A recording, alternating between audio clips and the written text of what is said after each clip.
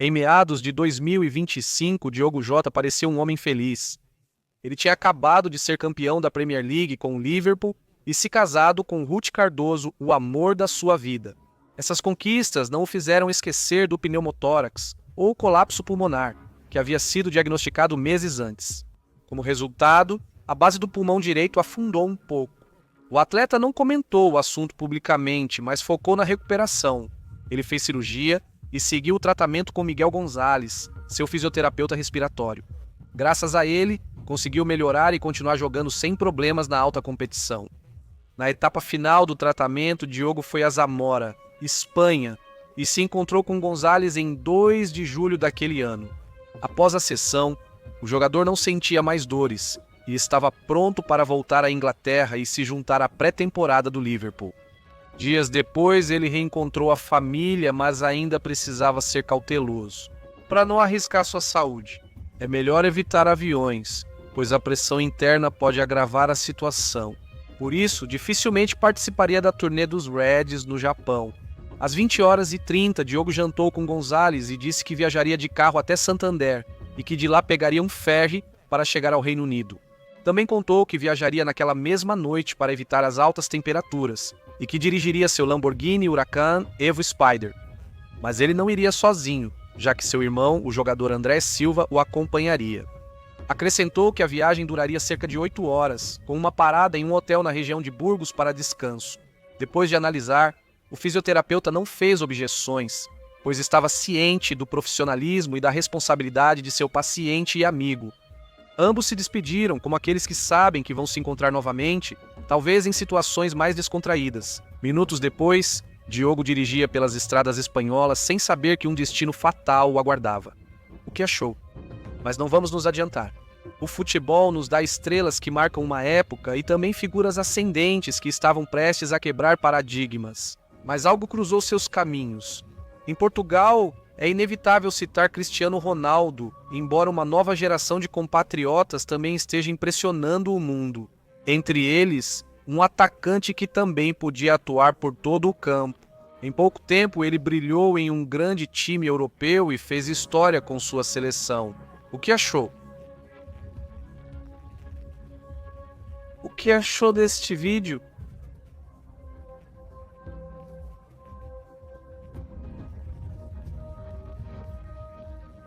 Inscreva-se e ative o sininho.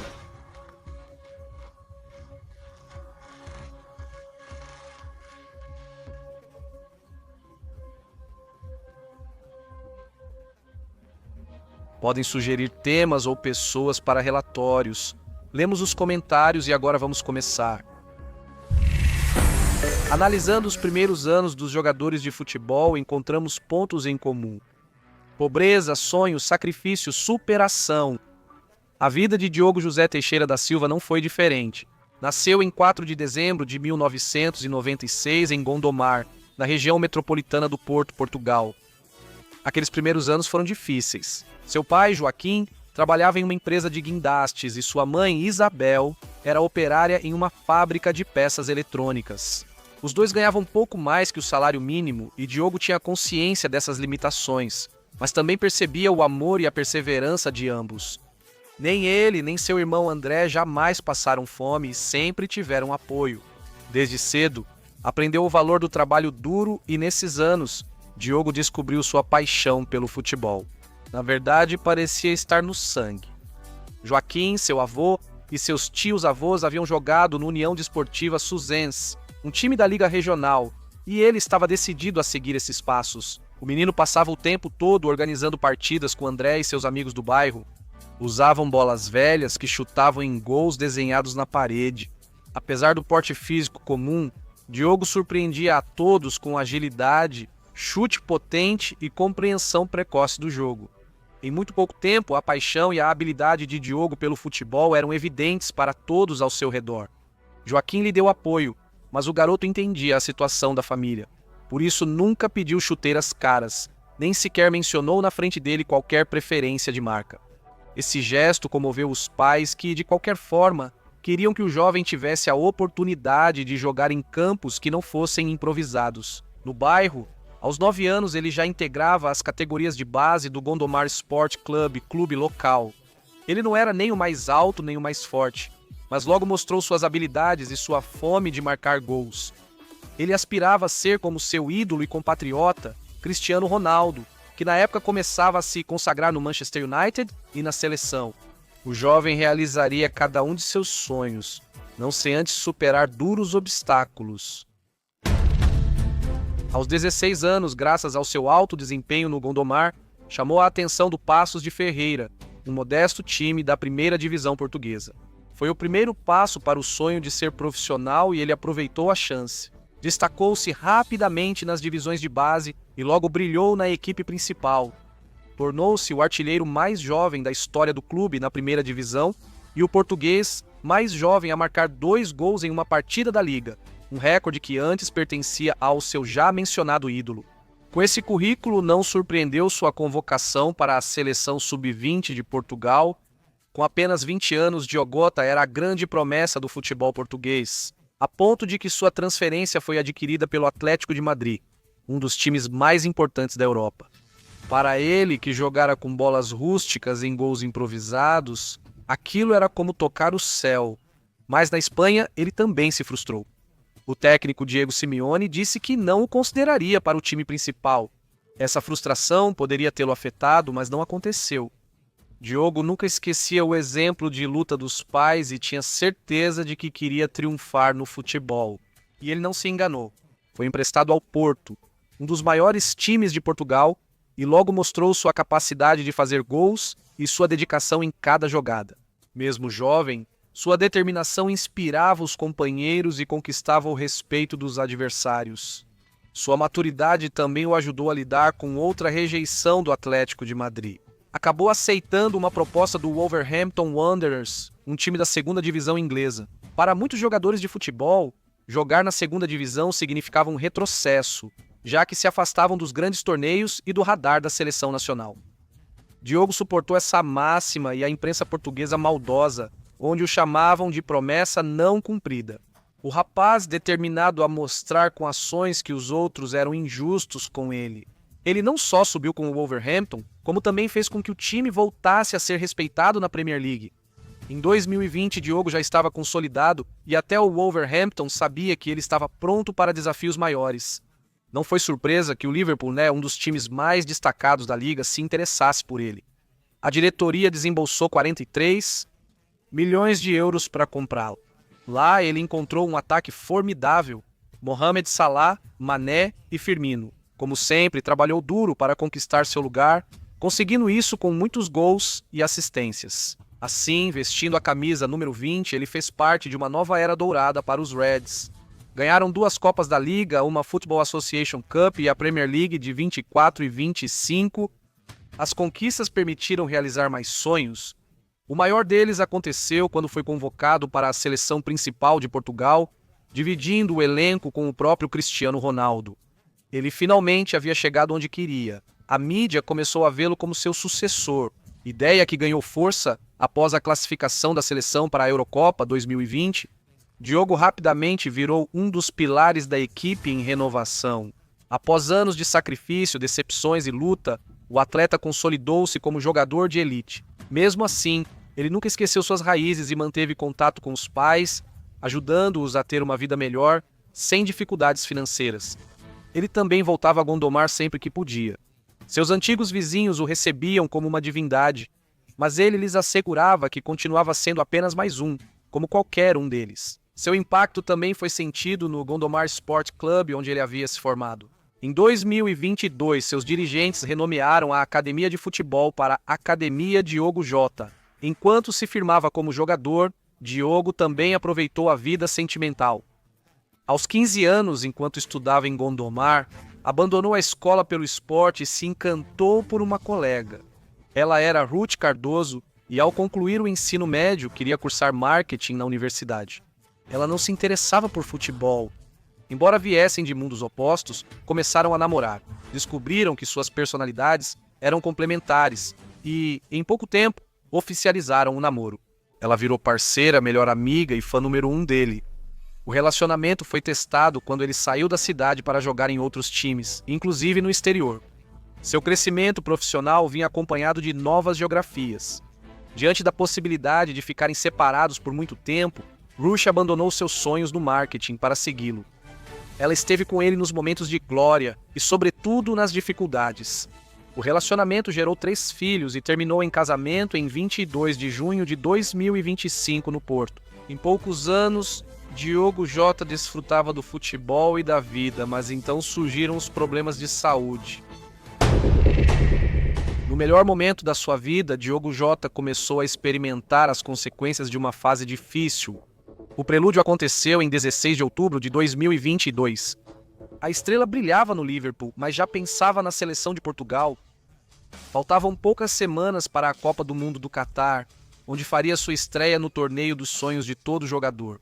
Dessa vez, os sonhos viraram um pesadelo. Naquele dia, os Reds enfrentaram o Manchester City na Premier League. Diogo estava exultante, já que o time estava vencendo, mas durante os minutos adicionados pelo árbitro, teve uma lesão na panturrilha e precisou sair de maca para atendimento médico do Liverpool. O panorama se mostrou mais grave do que pensavam.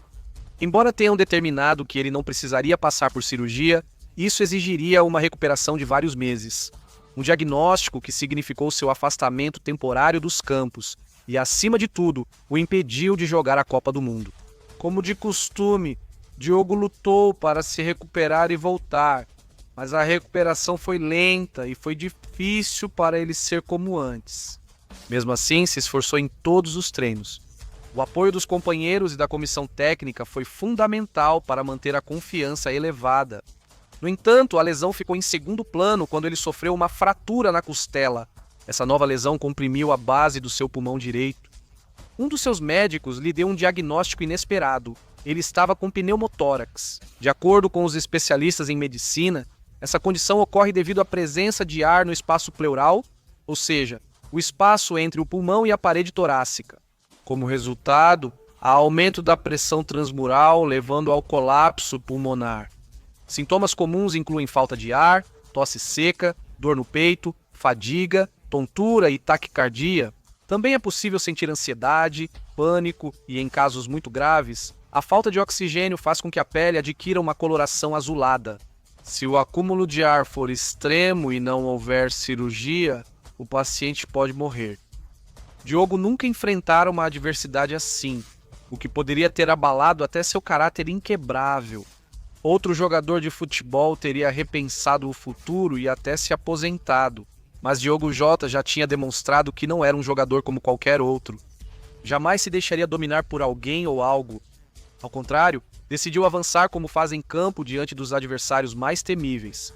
Para começar, os médicos lhe garantiram que sua vida não corria perigo, desde que se submetesse a uma cirurgia e seguisse um tratamento rigoroso. Adiou a cirurgia o máximo que pôde, com medo de perder novamente seu lugar no Liverpool, mas entendeu que esse pensamento o levaria a ficar fora do time. E algo muito pior, ele aceitou ser operado dias após o casamento com Ruth. Se algo ruim acontecesse, ele ao menos queria viver um grande momento feliz. Na verdade, Ruth esteve ao lado dele mais do que nunca em um momento tão delicado. O jogador de futebol se deixou amparar por ela, seus pais e filhos. Embora os médicos descrevessem a cirurgia como simples, Diogo se preparou mentalmente para o que viesse. Sua condição de atleta lhe havia ensinado que não podia dar nada como certo, e que até a lesão aparentemente mais insignificante podia resultar em algo devastador. Podia até arruinar a carreira e a vida de alguém. No final, a cirurgia foi um sucesso. O próximo passo foi continuar o tratamento com o fisioterapeuta respiratório Miguel Gonzalez. O astro não o conhecia, mas desde o primeiro encontro descobriu não só um profissional de alto nível. Era um ser humano cordial e amigável com quem podia compartilhar conversas sobre esporte e sobre a vida. Mais uma vez, Diogo Jota provou que supera qualquer adversidade. No início de julho de 2025, ele já estava quase como novo. Só restava a última sessão com Gonzalez em Zamora, que depois da última parte do tratamento, encontraria seu triste destino nas estradas espanholas. E é assim que nossa história volta ao começo. Na noite de 2 de julho, após se despedir do fisioterapeuta, Diogo e seu irmão André Silva iniciaram a viagem de carro para Santander. O ocorrido, logo após a meia-noite de quinta-feira, 3 de julho, foi reconstruído com base em um relatório da Guarda Civil de Zamora. Ao chegar à rodovia A52, na altura do quilômetro 65 de Zamora, o Lamborghini do jogador de futebol acelerou e tentou ultrapassar. Foi uma manobra infeliz, já que um dos pneus traseiros quicou e o veículo perdeu o controle, batendo contra um elemento do entorno nunca especificado. O carro ficou imediatamente envolto em chamas. As testemunhas, que também dirigiam naquele momento, pararam por perto e ligaram para o 911. Logo chegaram equipes de emergência e tentaram apagar o fogo o mais rápido possível, mas não foi suficiente. Ninguém salvou Diogo ou seu irmão, ambos ficaram carbonizados. Os corpos tiveram que passar por análise de DNA por peritos de Zamora e só assim conseguiram determinar suas identidades. A tragédia de Diogo Jota tomou conta da mídia imediatamente. Todo mundo do futebol ficou chocado. Não é comum o falecimento de jogadores, ainda mais por um acidente tão terrível. Porém, ninguém sofreu tanto quanto seus pais e Ruth, sua eterna companheira. Nenhum achou consolo. Diogo Jota havia falecido aos 28 anos no auge de sua carreira e de sua vida. No entanto, seu legado tomou forma. Com sua saída, Diogo Jota ganhou notoriedade até para quem não gosta de esportes. Mesmo assim, muitos passaram a valorizar sua imagem e outros descobriram um astro histórico. A marca que ele deixou na carreira ficou evidente em muitos gestos e homenagens. Os integrantes do Gondomar Sport Club participaram do velório coletivo que foi realizado na mesma cidade onde o astro surgiu. Atlético de Madrid e Porto fizeram um amistoso em sua homenagem. O Wolverine, atleta bradeiro português, e marcou o consultacionista, o Sudi.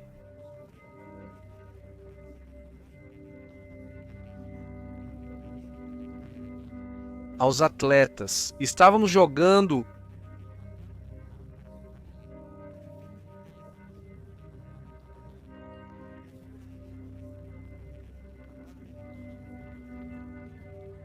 com ele, principalmente Cristiano Ronaldo. Por sua vez, seus rivais demonstraram respeito através das redes sociais. Ruth usou esse meio para expressar sua dor e agradecer por tê-la ensinado a amar e fazê-la sentir-se a mulher mais feliz do mundo. Na mesma mensagem, ela disse que seguirá em frente por ele, pelos filhos e porque sabe que era o que ele queria. Em sua curta vida, Diogo Jota foi um exemplo de sacrifício e perseverança, de luta e humildade, de entrega e de pertencimento. Um guerreiro em campo e na hora de superar problemas de saúde. Nem mesmo seu acidente brutal vai esconder aquelas qualidades que hoje são símbolo e fonte de inspiração para as gerações futuras.